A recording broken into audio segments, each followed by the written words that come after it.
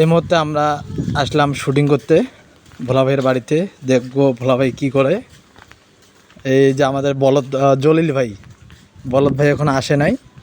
আমরা দেখবো ও ভোলা ভাই রান্না করে, দেখি রান্না করে কি করে। ও এই দেখেন আমাদের ভোলা ভাই, আমরা এই মুহূর্তে শুটিং করবো, হয়তো বা উনি কোনো কিছু এখনও খায় নাই।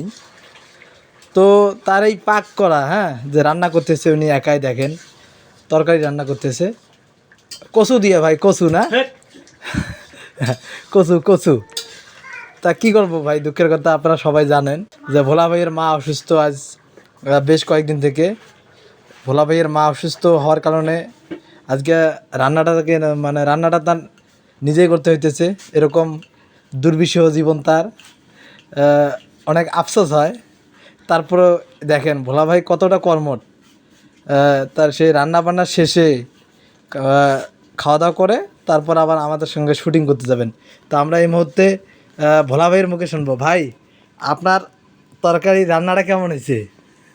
ভাই জানি না কেমন হয়েছে, তবে খালি বোঝা যাবে যে রান্না কিরকম হয়েছে। রান্না কি আপনি নিজে করলেন? হ্যাঁ, আমি নিজে করলাম। আমার আম্মা খুব অসুস্থ, তো এই কারণে। আচ্ছা ভাই, ঠিক আছে। আমার মার জন্য সবাই দোয়া করবেন। ও, এই মুহূর্তে আমরা দেখলাম যে ভোলা ভাই বলতেছে আপনাদের উদ্দেশ্যে যে ওনার মার জন্য সবাই আমরা দোয়া করবো যাতে খুব তাড়াতাড়ি সুস্থ হয়ে ওঠেন এবং ভোলা ভাইয়ের এই কষ্টটা দূর হয়ে যায়। তো ঠিক আছে, আজকে এই পর্যন্ত। আমরা একটু পর শুটিং করতে যাব।